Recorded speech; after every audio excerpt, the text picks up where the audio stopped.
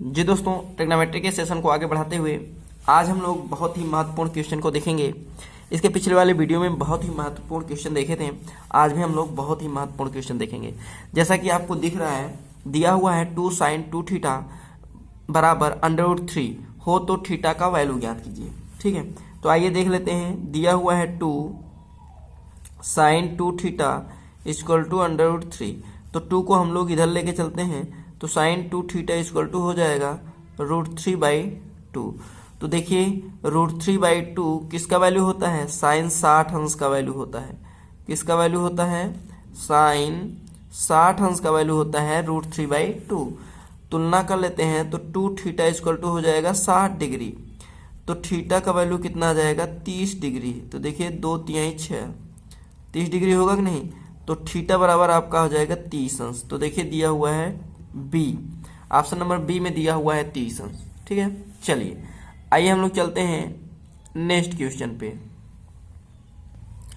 ध्यान दीजिए, जैसा कि आपको दिखाई दे रहा है, आपका अगला क्वेश्चन है साइन थीटा बराबर √3/2 हो तो cosec theta plus cot theta का मान ज्ञात कीजिए।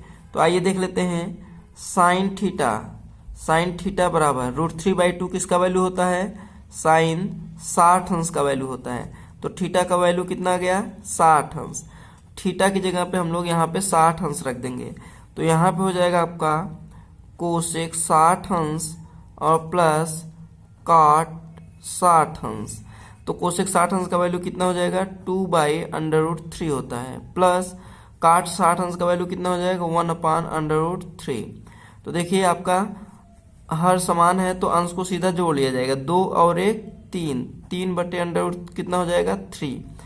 तो हम लोग 3 को लिख सकते हैं √3 इंटू √3 और पूरे बटा आपका √3। तो √3 से √3 कैंसिल हो जाएगा, फिर आपका कितना बचेगा? √3। तो इस तरीके से आपका ऑप्शन आ जाएगा। ऑप्शन नंबर आपका हो जाएगा डी। आपका ऑप्शन नंबर कौन होगा? डी। ठीक है, चलिए आइए हम लोग चलते हैं नेक्स्ट क्वेश्चन पे। चलिए आइए हम लोग देख लेते हैं। जैसा कि आपको दिख रहा है, दिया हुआ है दिन के एक निश्चित समय पर एक स्तंभ तथा इसकी परछाई की ऊंचाई। एक स्तंभ बना लेते हैं, यह एक स्तंभ है और कह रहा है इसकी परछाई की ऊंचाइयों का अनुपात। तो देखिए इसकी परछाई मान लेते हैं, इस स्तंभ का परछाई ये है, क्या है? ये। उसके बाद यहाँ से हम लोगों का बन जाएगा आपका एक कोण, मान लेते हैं ये थीटा है। कितना है? थीटा है। तो इस तरीके से कह रहा है स्तंभ और उसकी परछाई का अनुपात, अर्थात स्तंभ की ऊंचाई h मान लेते हैं और उसकी परछाई को अगर b मान लेते हैं, तो इसका जो अनुपात है 1/√3 दिया हुआ है, अर्थात ऊंचाई आपका 1 हो जाएगा और b का जो वैल्यू हो जाएगा आपका √3 हो जाएगा। ठीक है, तो इस तरीके से अगर हम लोग ध्यान दें तो tan थीटा का वैल्यू जो होता है, tan थीटा बराबर क्या होता है? लंब बटे आधार। तो आपका लंब हो जाएगा 1 और बटे हो जाएगा आधार आपका √3। तो यहाँ पे ध्यान दीजिए, tan थीटा बराबर हो जाएगा, ये 1/√3 किसका वैल्यू होता है? tan 30 अंश का वैल्यू होता है। किसका होता है? tan 30 अंश का। तो थीटा बराबर कितना आ जाएगा? 30 अंश। थीटा बराबर कितना हो जाएगा? 30 अंश। तो कह रहा है वह सूर्य का उन्नयन कोण ज्ञात कीजिए। तो वही तो सूर्य का उन्नयन कोण थीटा ही तो है, और थीटा आपका कितना आ गया? 30 अंश। तो इस तरीके से आपका ऑप्शन नंबर ए होगा। कौन सा होगा? Option number A. चलिए आगे हम लोग चलते हैं नेक्स्ट क्वेश्चन पे।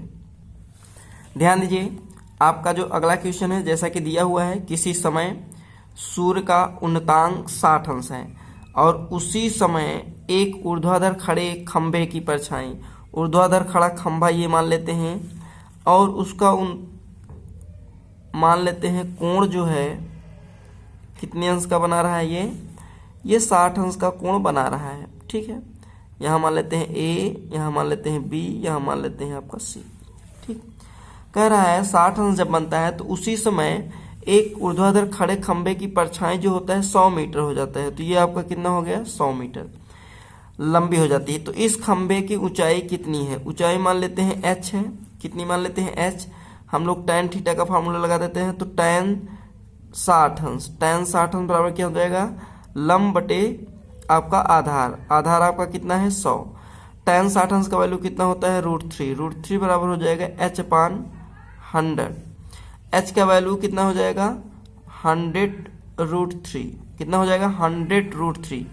तो ऊंचाई पूछ ही रहा है, तो आपका इस तरीके से 100√3 मीटर आ गया। तो देखिए दिया हुआ है आपका option number A, option number A में दिया हुआ है। आइए हम लोग एक ट्रिक को देख लेते हैं। ध्यान दीजिए, यह ट्रिक है, अगर यह 30 अंश है, यह 30 अंश है तो ये कितना होगा, 60 अंश होगा। अगर 30 के सामने a है तो 60 के सामने a√3 हो जाता है, और 90 के सामने 2a हो जाता है। कितना हो जाता है, 90 के सामने 2a। अब ध्यान दीजिए, ये 60 है तो ये कितना होगा, 30 होगा। 30 के सामने 100 है तो 60 के सामने कितना हो जाएगा, 100√3 हो जाएगा। समझ गए नहीं? तो आप बहुत बिना लगाए भी इस सवाल को आसानी से देखते हुए कर पाएंगे। ठीक है, चलिए आइए हम लोग देख लेते हैं। इसी प्रकार के आपको ट्रिक मिलते रहेंगे बीच बीच में, आप ध्यान से वीडियो को देखते रहेंगे, आपको ट्रिक मिलता रहेगा। ठीक, चलिए ये वीडियो आपको कैसा लगा कमेंट बॉक्स में कमेंट करना ना भूलिएगा। यदि चैनल पे नए हो तो चैनल को सब्सक्राइब कर लीजिएगा, बेल आइकन पे प्रेस करना ना भूलिएगा ताकि नए नोटिफिकेशन आप तक पहले पहुंच के। जी दोस्तों, हम लोग फिर मिलेंगे नेक्स्ट वीडियो में नेक्स्ट टॉपिक के साथ, तब तक के लिए जय हिंद।